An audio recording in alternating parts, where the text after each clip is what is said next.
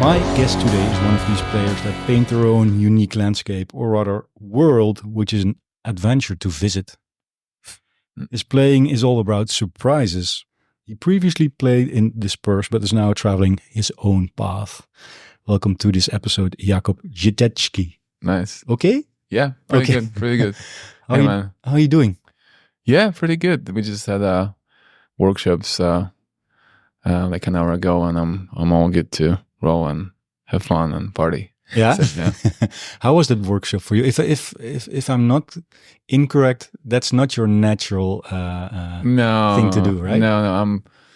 I'm not really a social person, so it's always a challenge. But every time I have the opportunity, I didn't do it for quite some time, but now I wanted to come back because I feel like it's probably a healthy thing to face your fears. Yeah. And yeah, I don't want to make it sound so dramatic, but just, yeah, I guess it's challenging, but it's cool. I always feel very satisfied afterwards, especially when I see people that got something from it. So yeah. It was super interesting, the things you were telling. I mean, thank you. But not a social person. Have you also always been like that, or? I think so. I don't know. I mean, I'm social whenever I party, but it's like, yeah.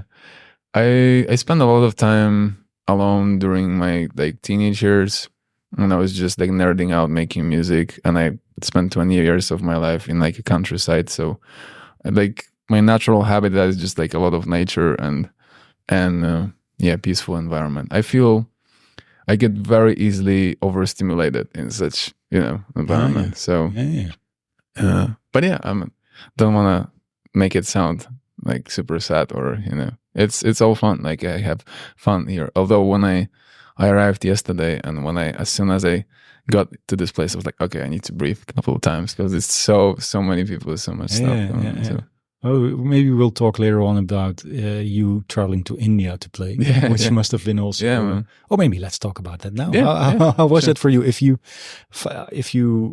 are easily overstimulated, how was that for you? Yeah, I mean, India, as we were speaking right before we started this, it was a really surreal experience because I barely played my own shows prior to that, maybe played like 2 of them. And then we had our shows in India, and yeah, the venues were packed and the people were super enthusiastic, probably the most enthusiastic ever. They even knew the lyrics at one point, which was like surprising for most instrumental guitar act. And they were really into it. But yeah, India as the country can be very overstimulated. That's true. But I don't know. Also, as we were speaking right before this, people that are just, I think, in touch with something more natural to us. Therefore, I don't really feel. They just seem, I don't know, way more friendly, way more present, and you just feel less judged. I don't know. I don't even know how to describe it, but there's, for some reason, for the fact how stimulating it was, it still felt pretty cool, Mm-hmm. Yeah. Did you have to, if you come back from a trip like that, how do you process that? Do you process that into music perhaps as well, or? No, huh? I mean, usually I just need some time to just wind down. Music, when I write music, I usually write it when I feel comfortable in my space. Although I try to practice writing in a weird spots. For example, I was going to Thailand on a little vacation a month ago, and I was having this stop somewhere in Helsinki at the airport. So I just got my laptop and tried to make some music on the airport. So I tried that, but mostly for me, it's just like a matter of feeling safe in, my space and not being overwhelmed with other things. And then I can just, start playing, and maybe things will happen, or maybe not. But you just mentioned I grew up at the countryside. When did music enter your life? Pretty early, I think. For some reason, my cousins definitely showed me. I remember like it all clicked very well when my cousins showed me like they were really into like heavy metal, so Iron Maiden, Metal. It's kind of classic names, right? And obviously, like we didn't even have an internet back then, so it was all on the CDs, and they were just sharing all these songs. And I remember they showed me a couple of like live videos of Iron Maiden, and I was like, it all clicked right away. So, and how old were you? I was, I don't know, like 8 or 9, but I started playing the guitar actually when I was 12. I went to the music school and studied classical guitar, and at the same time I got my first electric. So then I, like, in the same time played both guitars, or both like styles. So yeah, 12, and we pretty much soon after that we formed first bands with friends of mine. So yeah, who are still in your band, right? When the drummer? No. That was I know the drummer pretty much from that time, but he played jazz, so he was from a different world. But we knew each other, and we after 10 years or more we started playing together. But I was more on the metal side, obviously. So yeah. So okay, Jakub, 12-year-old, starts to pick up the guitar, likes Metallica. How did that evolve to becoming somebody who made his own music? Yeah, I don't know. For some reason,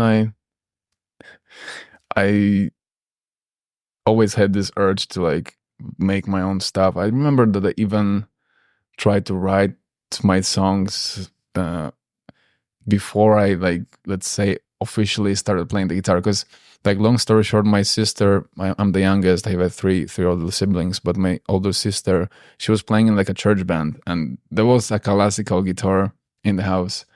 So I tried like just to play whatever, and I remember like I didn't even know the chords, and still I tried to, like, I was sitting over the nights, played like tried to write my own songs, which obviously didn't make sense. But this urge to like write more than just play was there from the beginning. So pretty much right from the start. Once I got my first electric, I if I recall correctly, I got one of those like multi effects kind of thing, like a Zoom or something. It was like the first Zoom that had a USB input you could plug to the computer, and you had like some demo version of Cubase. So I started recording myself, and it's pretty much started from the beginning. So yeah.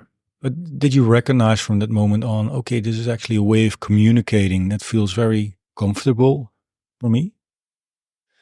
I don't know if I was really conscious about it. It just felt good, and it just felt like I felt understood, you know. Okay. Yeah, and seen by the process. I don't know. It's hard to. But I guess it all came down from the need to self-expression, the need for self-expression, and yeah. But that's even double. So there's the self-expression, but also the feeling of being understood. That comes after that, right? I mean, yeah, it felt like I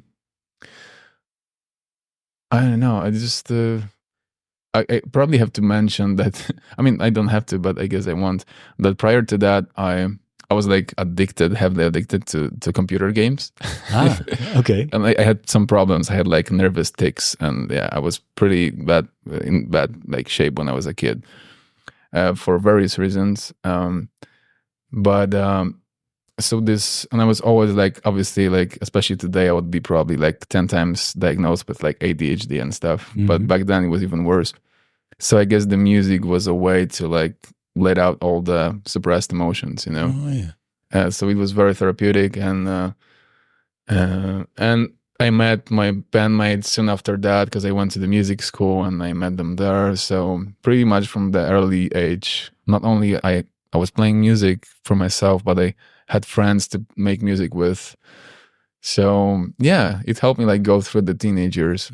So it learned you to connect in the real world also with. Yeah.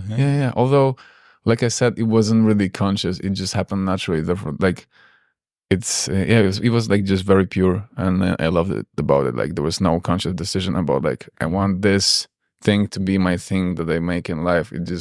There was no choice, you know. So yeah. But did the addiction for the guitar come instead of the gaming? Yeah, exactly. I think like the addiction was just replaced. It wasn't erased; it was just replaced. Yeah, but in what way is it better? Because exactly, yeah. But can you tell? Because I can imagine with gaming, although it can be very fun and also you achieve levels, maybe you learn things, but for me, I didn't never play a lot of games, but I think where does it end or something, right? It feels a little bit empty. Yeah. Did that feel really different with music? Yeah, I mean, for sure. Like with music, especially when you see that it has an effect over the world, and it's something more than just you making it in your room. Although I think that even if I would just be making it in my room for its sake, I would still be doing it. But obviously, it felt different to make the song that you feel like you love instead of just playing the video games for the whole day, right? So yeah. Although playing the video games is still fun, still like it. So yeah. Although I don't play that much, but I'm controlling it. So and your parents must have seen like, okay, now he's into guitar. Yeah, my parents weren't that much during my childhood days, but they also didn't take it seriously. They were like pushing me to walk the school path, although of course I didn't do that. So I think they're more now these days. They're more like they kind of see that, okay, I'm probably not gonna change that. I'm probably gonna stick to that for a little while. So now they get it a little bit more, but back then they didn't really. Yeah, but it's funny. I talked with or interesting, at least with Nick Johnston, who came from a background that his family also didn't really understand. But for you, how was that to overcome that and because you have to be quite secure about this urge, right? To make music and think this is going to be my path. Yeah. I think, like I said, there was no really choice. I was just like, I wasn't really thinking about any other options because that was the only thing. So, and my parents, even though they didn't get it, they weren't like forcing me to do something else. They were like, okay, like that was really cool of them that even though they didn't really understand it, they weren't like pushing me to be someone else that I don't want to be. So yeah. So after a while, you played with Disperse. What age were you when you started with them? 14. 14. Yeah, that's super young. Yeah. And all of them were that age, right? No, they were a bit older. Okay. So I was the youngest. The bass player was actually quite older, like 8 or 10 years, something like that. And the singer like 2 years. And it was usually three of us that stick together for 4 years, and from the very beginning. And I think we recorded our first demo when I was like 14. How was that for you entering this a proper band? That was the best thing ever because I hated school. So I mean, obviously I barely finished that high school, but during the whole time I was like, okay, let's just get over with it. I'm just gonna go there, do my thing, and I couldn't wait to just come back. And we were also often rehearsing in my house, in my garage, so they were there. So we were just playing a lot, and it was a beautiful time. I must say that I miss it these days because I do my solo stuff mostly, but I'm very glad that I experienced this proper band kind of situation. Although I was like writing most of the music, but still we were a group. So you wrote a statement when you left Disperse. It was not an easy decision, right? Yeah. Can you tell me a little bit about that? How did it lead to that moment to decide? Okay, I have to quit. Yeah, it was almost 10 years that we were a band by that time, and I started making around that time. I also like released I think like one album and 2 EPs of my solo music, and I just noticed that by that time it just felt easier for me to just do it on my own and not deal with all the band stuff. Although like band stuff is obviously great, but sometimes you need. At that time, it felt more attractive to just make decisions on my own, and it was maybe a little bit different music. in this period there was also a label involved, and with my solo stuff, I had the most control, like all of the control over the whole thing. So, and we had so many like personal changes, like especially if it comes to the drummers. We had by the time like 6 drummers, and I was like, I want to have a little break. But by the time I think about it, maybe I just wrote about it a little bit was a little bit too dramatic, but yeah. No, it wasn't too, because it's just, I can imagine. Yeah. It was tough, but we were still in touch with the guys, and like especially like when Mike Malian, that was the last drummer, and we recorded the last album together. It was a really great time. And we're gonna see each other in like 2 months just to write music together. So I really look forward to that, because actually right now it's kind of the opposite. I'm kind of tired of making the solo music. It's like, it's just a cycle. Hey, people, this guitarist wants a band. Please, let me know if you want to play with me.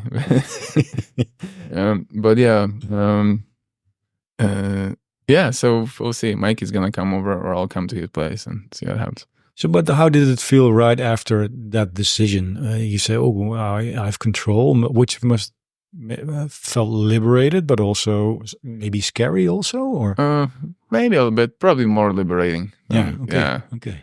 Yeah, just I then by the time I just fully focused on my solo music, and I was working on the second album, Nothing Lasts, Nothing's Lost, that I released in 2019, and then 2020 we had like 2 tours coming up, obviously, but the obvious thing happened, and then we released the live album. So that was a cool thing to do over the pandemic, because we were so ready to finally play as a band, because we barely played we started playing in 2018, but we played like 5 shows total during that year. We played a couple more with Plini in 2019, and in 2020 we were supposed to like properly start touring. It was a cool time. It wasn't really that scary. It was just probably more exciting. Did it, because at that point you must have evolved also as a songwriter, and if I hear your music, the word painter comes to mind. Like, that's interesting. Because it's, I don't know, it's so full, and it's, I don't know, it's different kind of colors. Do you relate to that or not?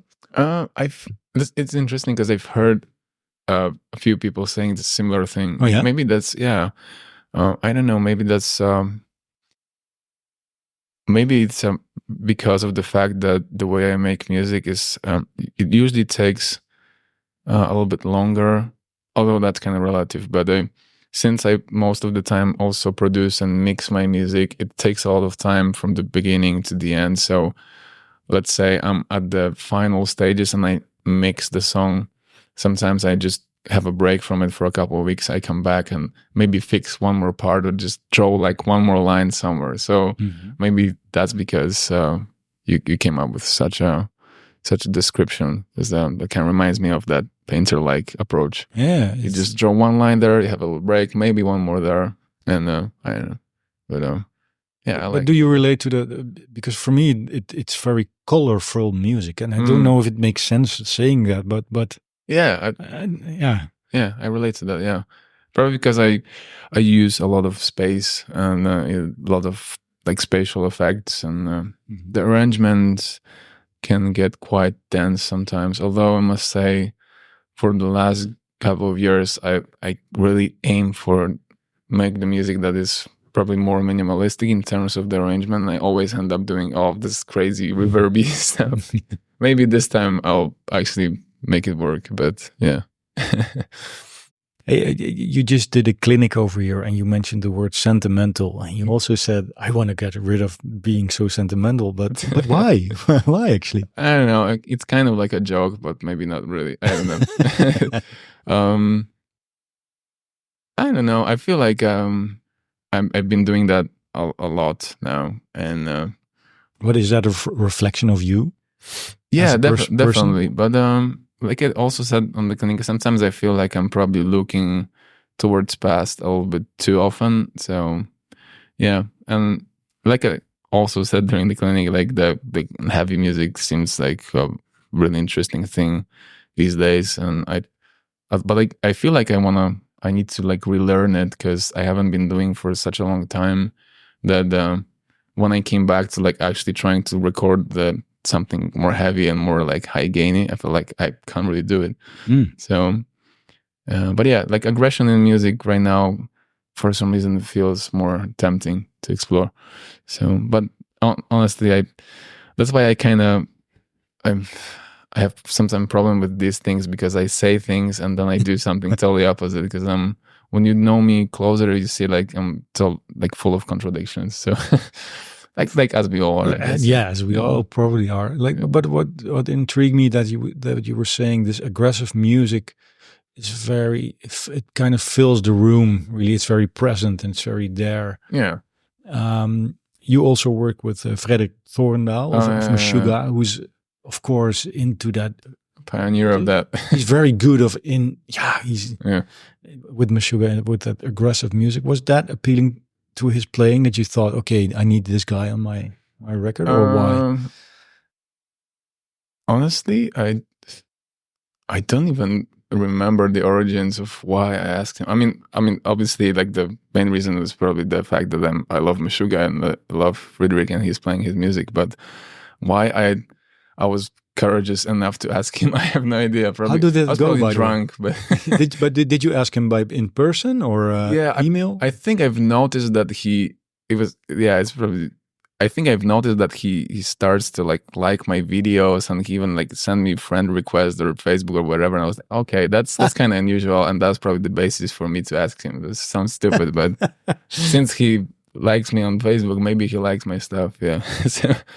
But I don't know. Sounds very, very dumb, but I guess that was it. And I was probably like partying somewhere, and then I just sent him a message, and I remember that he said that he'll try, and he sent me the solo, and he was like, sorry, that wasn't the thing. He said that he recorded it, and I was like, can I listen to it? And he was like, I'm sorry, but I don't really like it.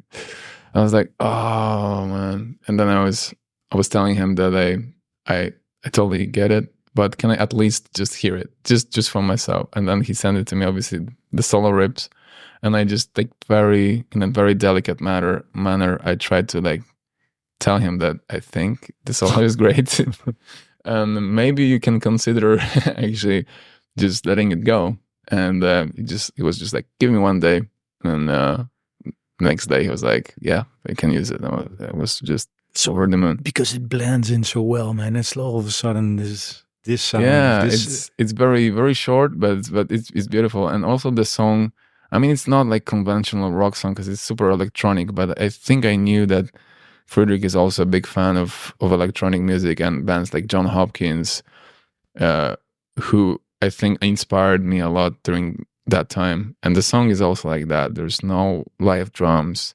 The guitars, the heavy guitars don't really sound like conventional heavy guitars, I think.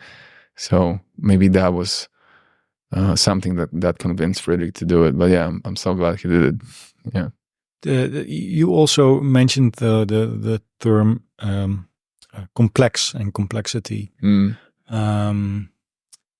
What is your approach to complexity, or maybe even relationship to complex music? Yeah, it comes and goes. I don't know. I feel like if it comes to the song structures, also as I said during the workshops, that I'm pretty much drawn to them. I like simple song structures, but I love complexity in the narrative. So whether it's mostly guitar parts, I guess. But I said it comes and goes because I feel like sometimes I have these phases. Sometimes it lasts for months or even years that I just love simple music, simple forms in art, let's say. And then I enter in the phase that I thought I'm not gonna enter anymore again, and yet I'm back there again. And I feel like this time right now is also the time when I start to listen a little bit more complex music. Again, I get inspired by other guitar players and the guitar in general.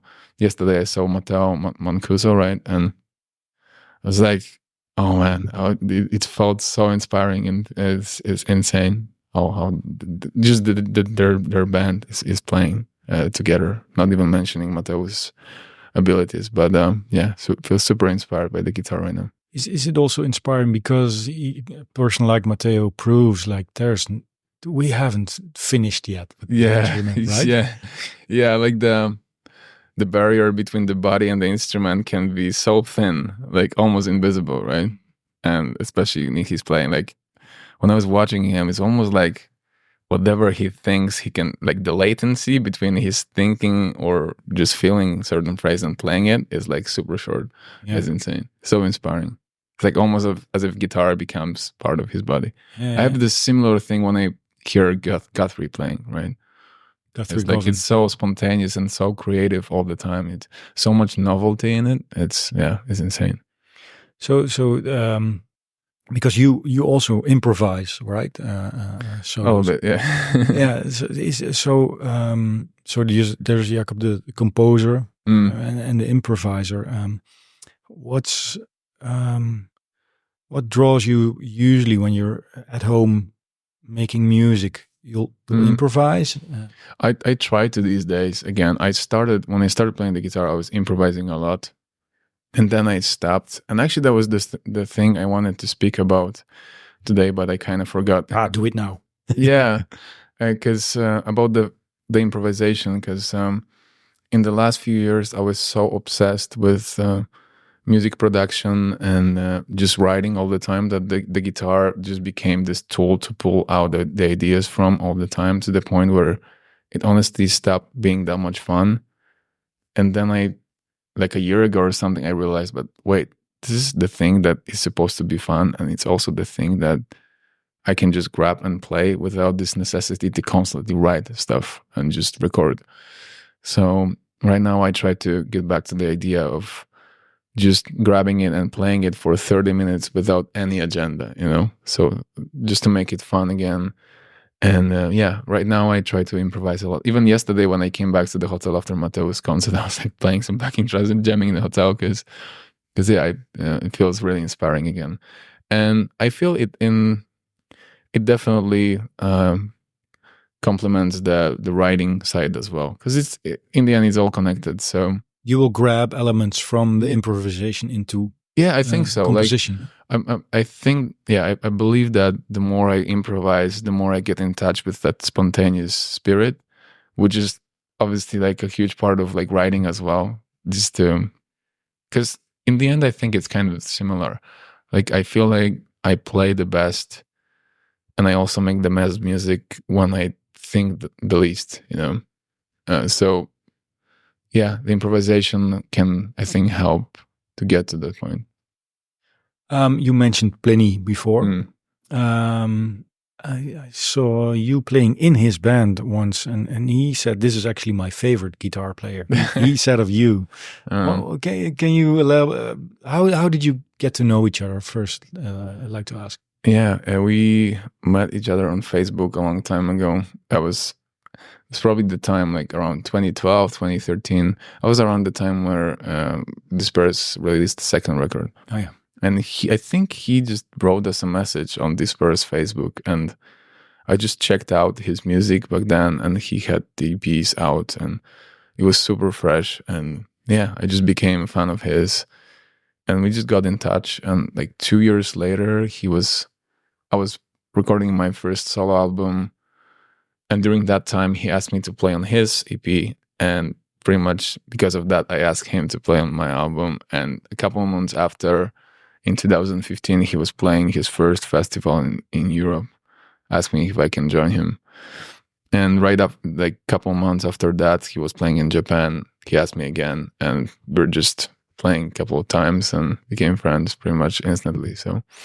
how is that to become friends with somebody? Because he's also very free spirit. When it comes to making music, it's like, he's another kind of person who can also paint his own world, right? Absolutely. He was always, he probably doesn't even know that, but he was always like a mentor for me when it comes to music, but also like the abilities to actually make it work by himself, mostly this whole musical The thing. whole production part of it. Yeah, and just like being your kind of also your own manager and like the whole like business thing. I feel like he's so talented on so many levels, and yeah, I was always looking up to him. So besides the fact that we just like to spend time together, I was always like quietly try to observe and watch whatever he's doing to learn from it, and I try to do it pretty much till this day. But yeah, super inspiring dude. So that's the DIY mentality. Because you're now living in Krakow or not? Yeah. So how's this scene for instrumental guitar music in Poland in general and Krakow maybe? I don't know. I was never a part of it. So it was always on the internet. And I feel like in Poland that scene is, I don't think it exists, to be honest. Or at least I don't know many bands that are actually doing it. So yeah, for me it was always the internet. But is that the fact that you are maybe a bit of an outsider there also? That's Probably, why it's appealing to do it yourself then? Yeah, probably too. But yeah, this whole DIY mentality, I'm definitely a part of that wave too. And I feel like these days I try to give away some things and invite some people a little bit to the circle, which is difficult after so many years of doing it yourself. It's very hard to let go of the control, but I feel like it might be a good idea. But we'll see. But I feel like Plini is at the forefront of that whole DIY wave, and he inspired a lot of musicians to try the same. But in reality, no one is as good as him at this. He's amazing, but you I don't know. There's a few players, man, and I think you're one of them. Thanks, man. And Matteo too. That the word refreshing comes to mind. Like, okay, like I said before, we're not finished. Yeah, and it's still continuing. There's still spaces we haven't explored yet. Yeah, absolutely. Well, I guess I was always more inspired by people like Plini, the guys that are not only great players, but they just create their own microcosmos, their own like language in terms of everything, visuals, music, and they create their own bubble. So I was always like that more, instead of just like following individual musicians. Although I obviously have nothing against that, they're incredible players like that, but just people like Plini, like directors more, they're creating their own world. That was always way more inspiring. Hey, you're flying back to Poland tonight. So what does a Monday morning usually look for you, and the whole day actually? I will wake up, I'll drink my vitamins, I'll breathe for Remember, children, take your vitamins. Exactly. I'll breathe for like 10 minutes. You'll breathe? Yeah, just like deep breathe. Okay. Exercises. How does that help you? Just be more present, I guess. I try not to look at my phone in the first few hours after waking up. Sometimes I just look at my phone. The first time I look at my phone is like around the evening, which is the best. And actually tomorrow I'm currently mixing an EP for my friend. I'm not sure if you know the band Decapitated. It's like very, very, very good death metal band. So Konrad Rossa was a bass player for them, and now he's doing his own like project called Planets, and I'm just mixing the EP, second EP for him, and I love that process too. So I'll be probably mixing a little bit. I'll drink 5 coffees while doing that, and I'll probably play some guitar, maybe make some music, but mostly I'll just prepare for the trip that we'll have on Thursday, because we play Euroblast on Friday. Oh, yeah. And right after that, I'm very happy because I will have like 2 months off to just do music. So. And are you on a daily basis also still practicing intensively? I try to come back to it right now, because I don't want to be like overly humble. It's generally I believe that I kind of got stuck if it comes to guitar playing. So I really want to get a little bit better now. So I try to come back to playing the guitar as much as possible. So it's also like I try to have a little bit different approach to writing music right now. I try to stay away from clicking so much on the screen, which I did in the past a lot. So I rather I actually tried to come back to what I had many years ago, which means that I would have a certain riff and I just play it over and over, and I actually compose it on the guitar outside of the computer. And as soon as I have it written and I can play it the way I want, then I record it. So hopefully because of that, I would really like to make the music that is even more guitar based, but also hopefully more interesting as a guitar music. And I would like to do that. So I feel like in order to do that and to surprise myself, I really want to step up like my playing right now. Is that a tough way sometimes? Because if you tell yourself I have to step up, it's in a way inspiring for yourself, but sometimes tough, I can imagine as well. Yeah. That's why sometimes I really don't want to speak it out loud, because every time I speak it out loud, I just get like, I just create that unnecessary pressure. But yeah, I obviously try not to, it sounds funny, I try not to try too hard, but I'm trying not to try too hard. Yeah.